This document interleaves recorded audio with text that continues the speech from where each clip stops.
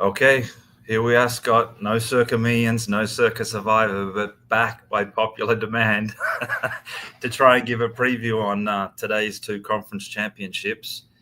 Do you have any opinions, any views, anything you want to bring up before I dive into some numbers and give the fans something to last minute bit of info to help them decide what bets they're going to place? No, I'm just sorry that we've missed the last couple of weeks because of all the traveling problems that you've had. I'm glad you're able to do something today. But I never bet until I have the inside information. So we got to get the information out there so I can bet too. Let's go ahead and start with that Washington game. Washington taking on the Eagles. The Eagles are at home. You want to give us Yes. the breakdown on that? There's a lot of people right now giving these splits, and they don't quite understand why your splits are better, even though we've tried to explain it to them. But go ahead and talk to us about the splits in this Eagles game. Yeah, so I really thought we were gonna. I mean, I checked these charts when I saw the messages from George Moses, and I looked at the charts and everything. So much has changed in the last 30 minutes on these charts. I really thought one would have a clear pick in the second game. There's been a lot of money for Kansas City to kind of balance that up, but the first game, the money's come hard for the Commanders in the last 30 minutes. It's still at six, but we were looking like a split of sort of 66-33. It's balanced up where it's almost 55 now on the Commanders at that six. But I am seeing a lot of people buying up, like people taking +8 at odds average of -170, etc. So if I look at and this is direct looking at the chart, so that's why I'm looking to the side. Um, like 90% of the Philly money is at that -6, and it's at an average price of -109.78. So that's sort of generally, there's a little bit at the 5.5, but they're laying like -117.82 average price on that. And then you got a little bit at the -5, but the bulk of the Philly money is at -6. And if we jump onto the other side, and as I said, it's now like a 53-47 split to the Commanders with most of the money, um, where it's, again, I would say about 25% is at +8 at a short price. About another sort of 40% is at that +6, which is around the -109. And then we've got some at +5, +4, and things like that. And +7, there's a chunk too, but an average price of -137. Money line, definitely more Philly money on the money line. So there's definitely some value if Washington can win outright. But I will say on the sharp money side, about 72% of the money is on the Phillies at that -6 on the sharp money. So normally in this situation, again, it's looking like, if more money comes in on the Commanders, surprisingly, we might actually need the Phillies to blow this one out. I come into this week, I said before that last week when Detroit played Washington, the winner of that would win the Super Bowl. So I'm still sticking to that. Commanders to win the Super Bowl. So first they have to get through this one, and then whoever they meet in a couple of weeks' time. Well, let me ask you a question real quick because I'm hearing a lot of action on this morning. Was Washington first quarter plus a half a point? That is one game I really want to hear about because I'm hearing a lot of people that I respect are on that play. So we're very balanced on that one, like literally Really? dollar for dollar, bet for bet on the Washington plus a half. Let me just dive in a little deeper. Yeah, and averaging -108.07 prices on both sides. So this is where the house will make its juice. Good. Good. But so far, it looks like it's good two-way action on that one. And on the pros, one tiny little bet. That's it. So it's money that we're not too afraid of on that first quarter. Okay, so when you open the shop in Vegas and I bet and you do this show and you look and see I'm the only one that bet there, are you going to say one little pro bet it? Or are you going to say no pros? I'm just curious. Well, I mean, we're pretty close now. Come on. I mean, one little tweet on Friday afternoon dropping a little bomb, and it seems like we've had, last I heard was over 60 signups, like within the first 5 hours of dropping that tweet.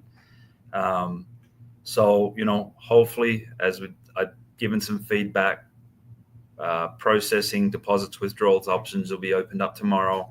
And then we hope to take first bets Tuesday, Wednesday, depending on when we can sort out the schedule. And we do have a special, we are bringing on a special first bet person as well to place that first bet. So I'm sure that the people will see what happens with that once we organize that time and get that set up.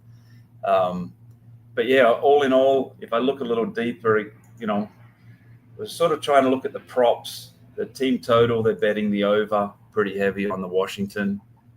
So it seems like they are confident that Washington can at least put up some points. If we go a little bit deeper, first half team totals both getting bet over. So I guess, generally we're expecting lots of points in this game from people. And I was just trying to see if there was anything else underlying deeper down. Is there any players or anything in particular you have an eye on? One of the plays I always like looking at is interceptions. That's one of my favorite props. What kind of breakdown do you have on that? Total interceptions. Daniels is getting heavily bet on the over. Let me dig into that a bit.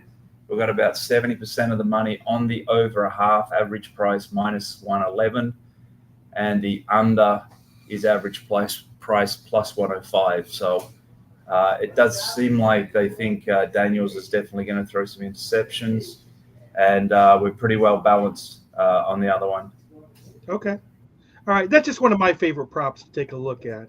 But just for the record here, everybody is listening, he completely avoided the question that I asked him. So he may be running for political office. That's what I'm thinking. Right. But do you want to talk about the Kansas City game real quick before this Washington one starts, so that people have an option to bet the parlays? Yeah, we can get into that one. So again, when looked at it earlier, 70% of the money was on the Bills. I have a soft spot for the Bills. Again, Bills fans definitely deserve one eventually.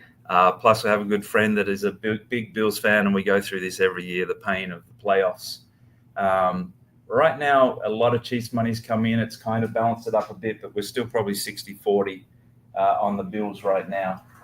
If I look at the breakdown of the numbers, get into a bit more, see Chiefs, it's kind of minus a half, minus one, minus 1.5, all got significant money on them. I noticed it last night. I think it was minus 1 last night. It sort of moved to 2 this morning.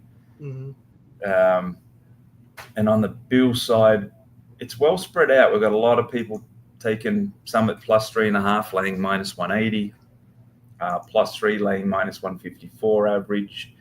And then the plus 2, there's a chunk, plus 1.5. But the Bills numbers are well spread out across that sort of plus a half, plus 1, plus 1.5. And yeah, people buying the Bills up. I gotcha. And I didn't hear anything about quarter bets this morning, but I also am interested in the Mahomes interception. What's the breakdown look like on that one? Let me get down interceptions. Passing.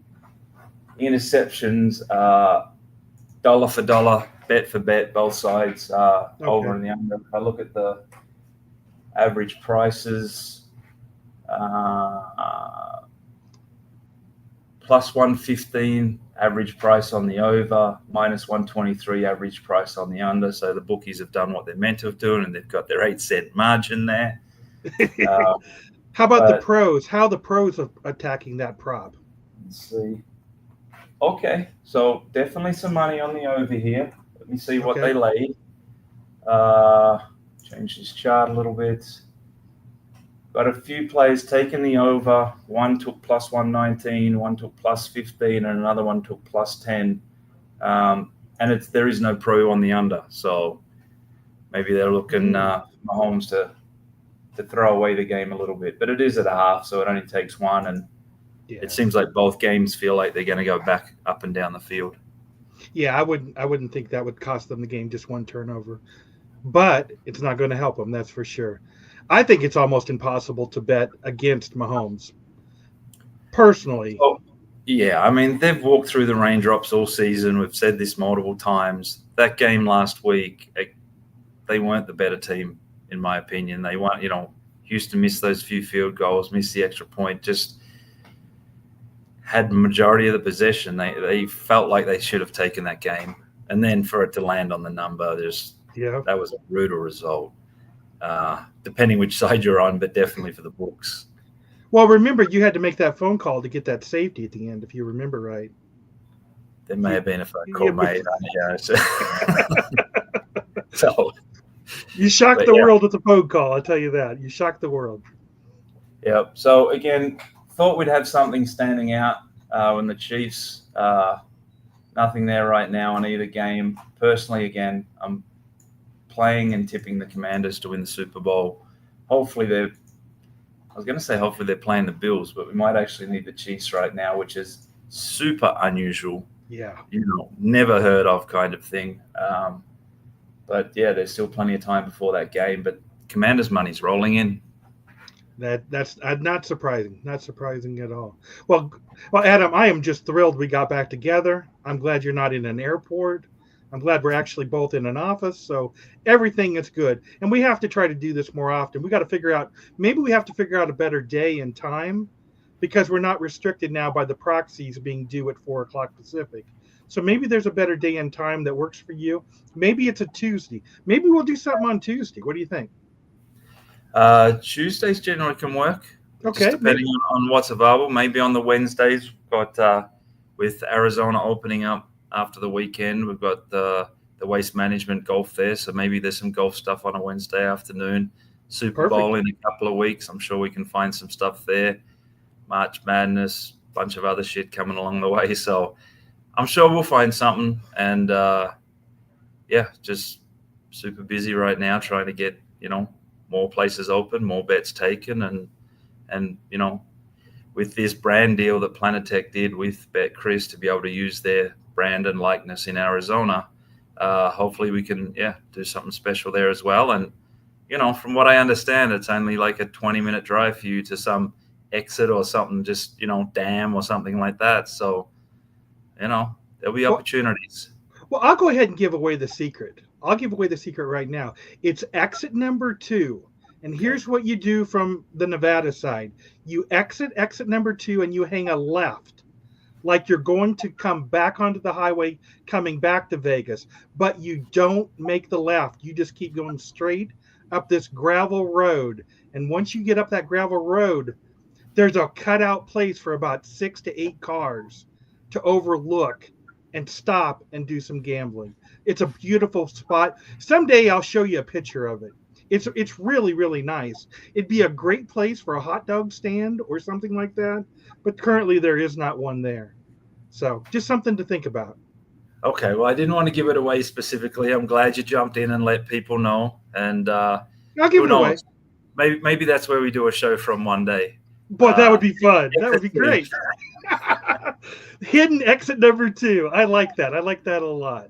Hey, it's always great. It's always great talking to you. And I'm glad you're going to be in Arizona in just a week or so. So that's good. You're knocking on the door of Nevada.